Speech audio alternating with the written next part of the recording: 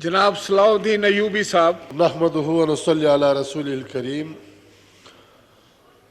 ان الدین عند اللہ الاسلام صدق اللہ العظیم. شکریہ جناب محترم اسپیکر صاحب. 4 سال میں جناب اسپیکر صاحب ہم اس نتیجے پہ پہنچے ہیں کہ عمران نیازی اگر کسی ملک کے حوالے سے یا کسی کے حوالے سے بات کرے اس کے مخالفت کی تو آپ سمجھو کہ یہ اس کا پکا ایجنٹ ہے. اگر کسی چیز کی حمایت کے بارے میں بات کرے آپ سمجھو کہ یہ اس کا دشمن ہے, تباہ کرنے کے لیے حمایت کی بات کرے گی. جناب اسپیکر صاحب, ایک تو عدالت کی بات چل رہی ہے, تو عدالت حضرت علی کرم اللہ وجہہ کی تھی کہ وقت میں تھی. قاضی شرعی اس وقت کی قاضی ہے اور امیر المومنین حضرت علی کرم اللہ وجہہ ہے. ایک ذرہ تھے حضرت علی کرم اللہ وجہہ کی امیر المومنین کی. یہودی نے اس سے مانگا, پھر یہودی نے انکار کیا. یہی مسئلہ عدالت پہ گئے. عدالت میں شرعی عدالت میں قانون یہ ہے البینۃ علی المدعی والیمین علی من انکرہ. شاہد گواہ مدعی پیش کرے گا اور اگر اس کے پاس گواہ نہ ہو تو پھر منکر پہ قسم آتی ہے. تو حضرت علی کرم اللہ وجہہ سے گواہ مانگی. حضرت علی کرم اللہ ایک اپنے بیٹے حسن کو پیش کیا تو قاضی شرعی نے رد کیا کہ بیٹے کے گواہی اپنے والد کے لیے نہیں ہے. پھر دوسری اپنے غلام کی, اس کو بھی رد کیا. تو فیصلہ یہودی کے حق میں ہوا اور قاضی شرعی صاحب اچھی طریقے سے سمجھتے تھے کہ امیر المومنین جھوٹ نہیں بول رہے, لیکن فیصلہ شرعی طور پر اس طرح تھا. تو حضرت علی کرم اللہ اپنے تلوار نکالی کہ قاضی صاحب اگر آپ نے شریعت کے مطابق اپنے فیصلہ نہ کیا ہوتا میں نے آپ کے سر کو قلم کرنا تھا.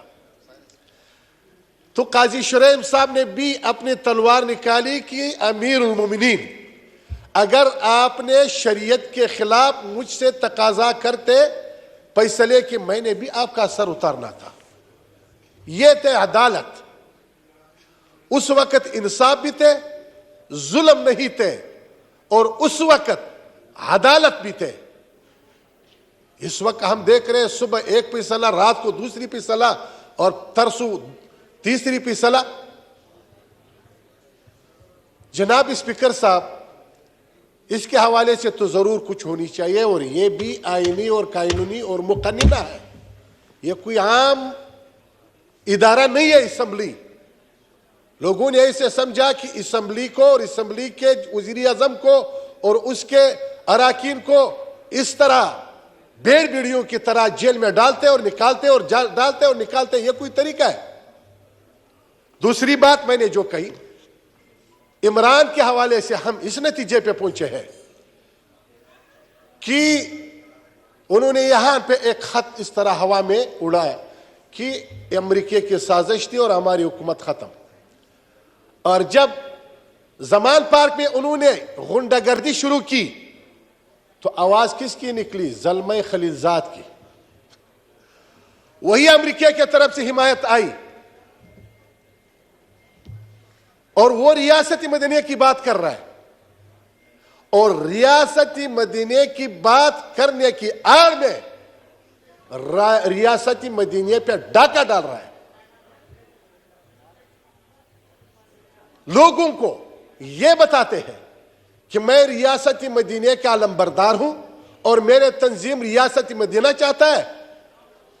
اور آپ زمان پارک میں لاسٹ انجلس سے ڈی چوک تک آپ اس کی پوری ہسٹری مطالعہ کرو, اس میں مدینہ کے ریاست کی کوئی بات ہے؟ اور اس ڈی چوک پہ انہوں نے جو تعاون پلائی اور پھر ابھی وہ جو یہاں پہ زمان پاک میں کر رہا ہے. جناب اسپیکر صاحب، فقہ کا ایک مسئلہ ہے کہ اگر یہودی آپ سے کہے کہ یہ پانی پاک ہے، آپ نے وضو نہیں کرنی. اگر کوئی یہودی آپ سے یہ کہے کہ یہ پانی پاک نہیں ہے، آپ نے وضو کرنی ہے. میں یہ کہتا ہوں جناب اسپیکر صاحب، اگر عمران کہے یہ جنت ہے، وہ جنت نہیں ہے، وہ جہنم ہے. اور اگر عمران کہے کہ جہنم ہے، آپ نے چھلانگ لگانی ہے، وہی جنت ہوگا. یہ 4.5 سال میں جنہوں نے جو بات کی، مجھے بتاؤ. انہوں نے کہا تھا 50,000 گھر بناؤ، کوئی بنوائے؟ کتنا انہوں نے گرا دیا. اور کہا تھا میں کروڑ نوکریاں دیں گے. ابھی جو ہماری قادر مندوخیل صاحب کی ابھی بال سفید ہو گئے اسی ملازمین کے حوالے سے، اور تو نہیں دیا ہے. اور ابھی کہہ رہا ہے زمان پاک میں ہماری ساتھ غنڈہ گردی ہے اور پولیس گردی ہے اور پلان ہے بستان ہے. علی گوہر صاحب تھے اسی لڑائی میں جو لاجز میں ہوا.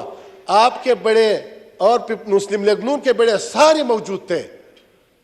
بلا جواز، بلا قانون ہمارے گھر پہ انہوں نے وہاں پہ آ کر کے کوئی ایسے جیسے کوئی دہشت گرد اور دہشت گرد دیے تھے.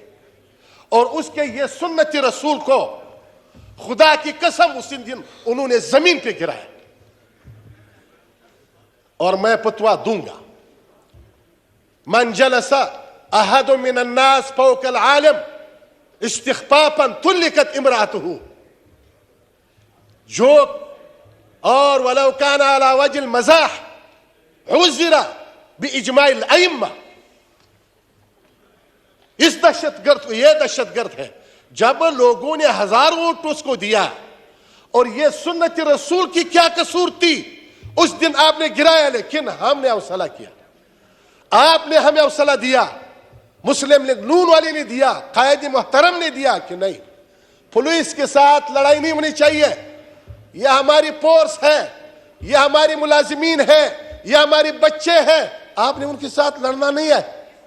اور یہ اتنا، میں کیا کہوں اس وقت میں، ایسے لفظ میرے منہ پہ، یہ میرے گھر میں آئے بغیر فیمیل کے.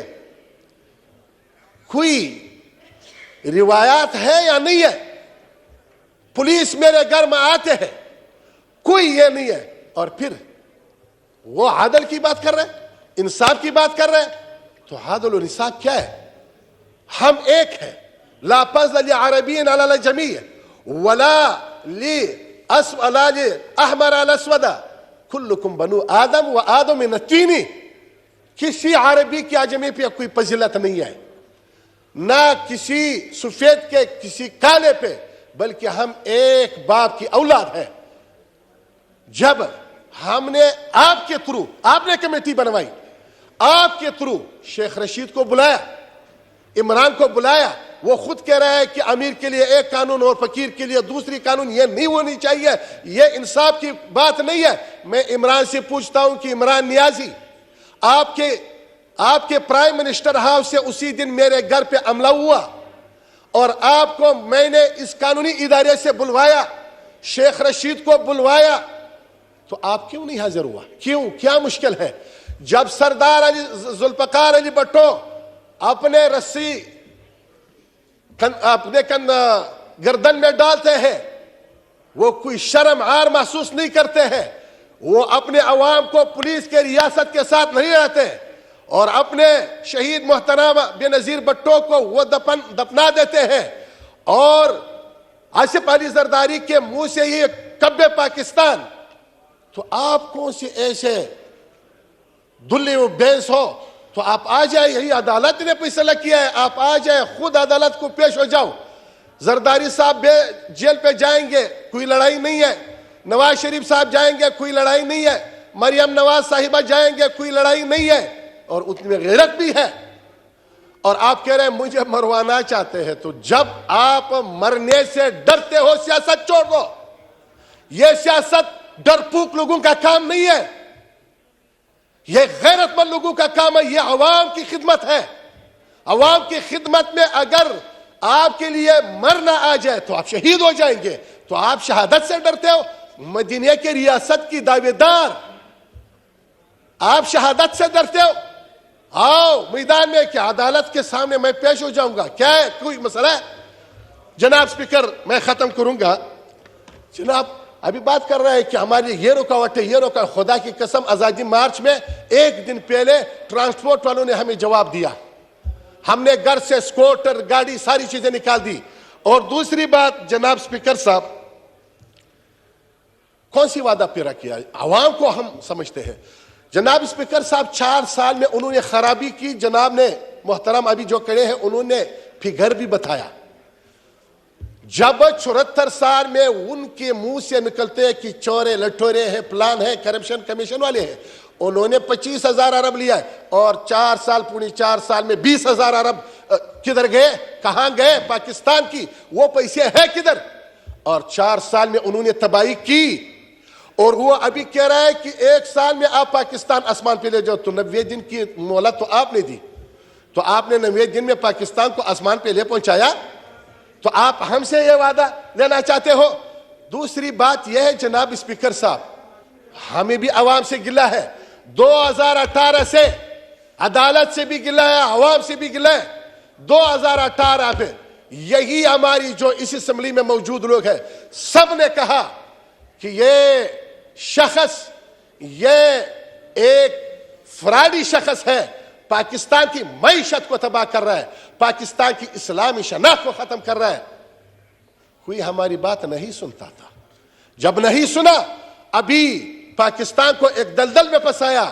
یہ تو ایک بہت اچھی بات ہے کہ اللہ تعالیٰ نے اس کرپٹ سے پاکستان کو بچایا, اور آپ لوگوں نے اس کو پاکستان کو اسی دلدل سے نکالنے کی کوشش میں ہے. اور انشاءاللہ العزیز پاکستان اس دلدل سے نکل جائیں گے. جناب اسپیکر میں ایک آخری بات کروں گا.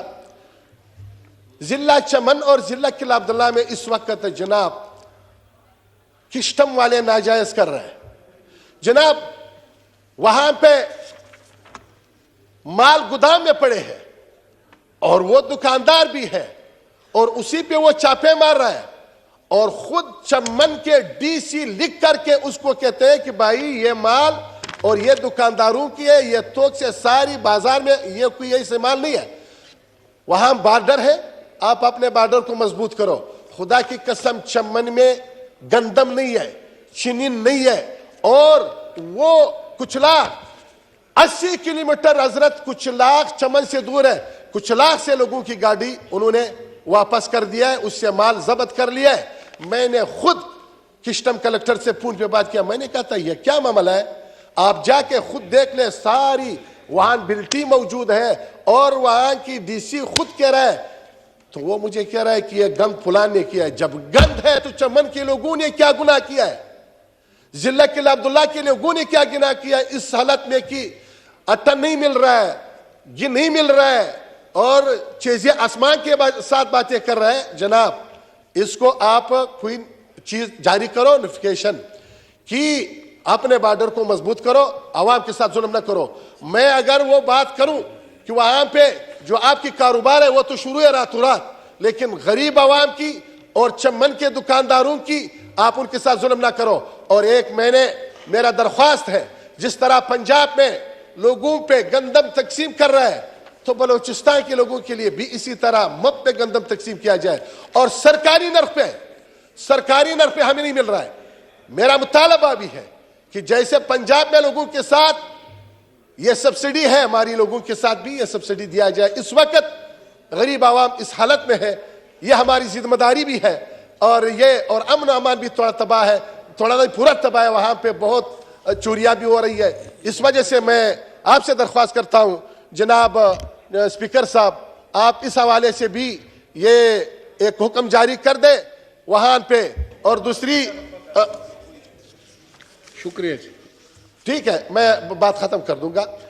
یہ میں اس طرح نہیں, یہ ہے وہاں پہ کچھ کاروبار وہ کہہ رہے ہیں کہ وہ کاروبار ہے اور وہ افغانستان جا رہا ہے. جو بھی ہے یہ ان لوگوں کا کام ہے, اپنا بارڈر ہے, اپنی بارڈر کو مضبوط کرو, لیکن چمن کے عوام پہ ظلم کرنا بند کر دے. میں دیکھ رہا ہوں, مجھے پتہ ہے وہ دکاندار میں بھی جانتا ہوں, اور اس دکاندار پہ جو چھاپا مارا ہے اس کو بھی میں جانتا ہوں. جس شہر کے درمیان میں دکان ہے, جانا نگا کی دکان ہے, اور وہ ساری دکانوں کو وہ مال بھی دے دیتا ہے اس کے گودام پہ, اور سب لوگوں نے کیا ہے. اس کا نوٹس لیا جائے. بہت بہت شکریہ. Thank you.